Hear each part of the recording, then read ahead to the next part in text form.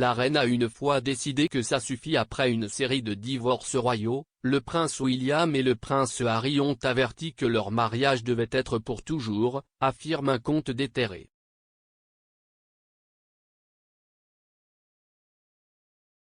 Sa Majesté, 95 ans, a passé son premier Noël en plus de 70 ans sans son prince Philippe cette année. Elle était initialement censée accueillir un grand rassemblement à Sandringham, mais a annulé ses plans peu de temps avant Noël au milieu de la forte augmentation des cas Omicron. Une source a déclaré à Us Weekly que le prince William s'était lié avec le prince Charles et la princesse Anne, qui étaient à la maison en isolement, pour organiser un appel Zoom de groupe.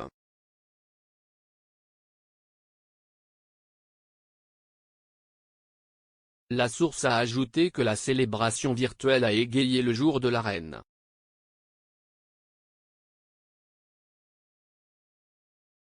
Le prince Andrew figurait parmi les participants en personne au château de Windsor, bien que son ex-femme Sarah Ferguson n'y ait pas assisté.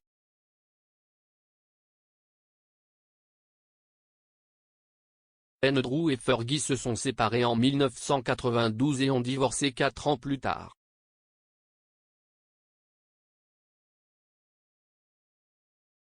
Aux côtés du prince Charles et de la princesse Anne, 3 des 4 enfants de la reine et du prince Philippe ont tous divorcé.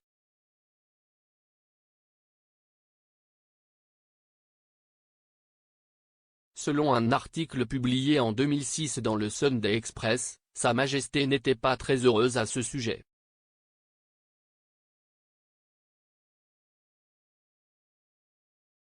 Elle aurait prévenu William et son jeune frère, le prince Harry, que c'était assez en termes de divorces royaux.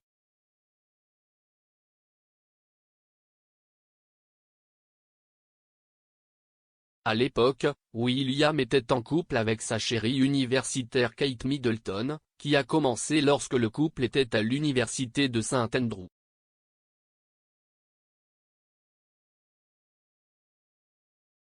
Harry, quant à lui, était amoureux de Chelsea Davy. Après s'être rencontrés début 2004, ils ont eu une relation intermittente jusqu'à la mi-2010.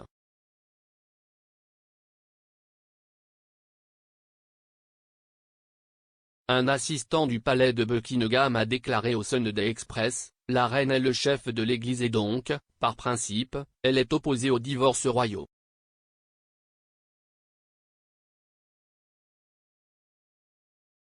Cependant, elle a été témoin des divorces non seulement de sa sœur la princesse Margaret, mais aussi de ceux de ses 3 enfants aînés.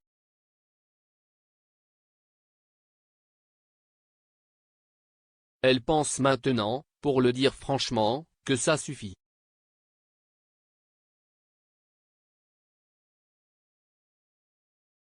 Elle ne veut pas donner de nom, mais elle est catégorique sur le fait qu'il n'y aura plus de divorces royaux pendant son règne.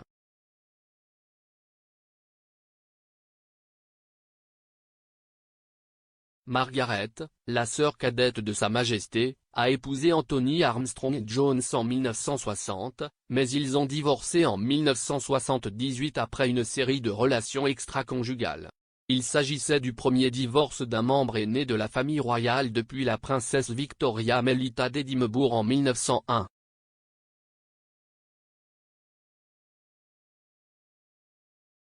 La source royale a poursuivi, le concept de divorce va à l'encontre de toute l'éducation de la reine, qui repose sur le devoir et sur la persévérance face à l'adversité.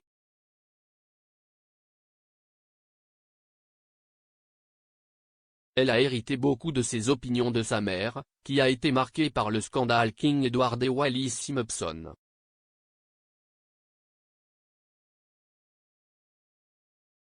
Édouard VIII a abdiqué le trône pour épouser la divorcée américaine Wallis Simpson en décembre 1936.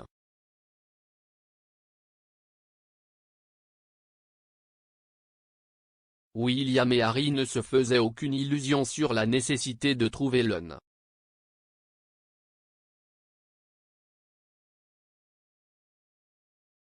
La source a expliqué, les princes William et Harry n'ont aucun doute que lorsqu'ils se marient, c'est pour toujours.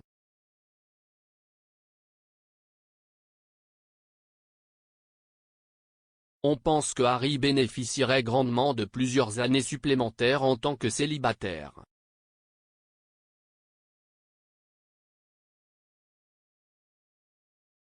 En fin de compte, Harry a rencontré son partenaire une dizaine d'années plus tard, lorsqu'il a commencé une relation avec Meghan Markle.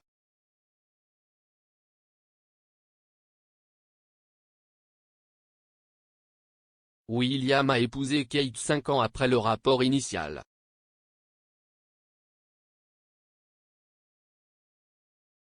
Le duc de Cambridge a admis qu'il apprenait des expériences de sa mère et de son père avant de proposer à Kate.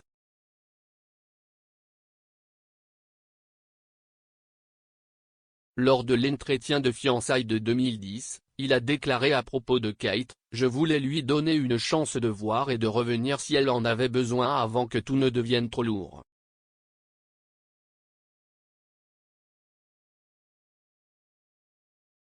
J'essaie d'apprendre du passé.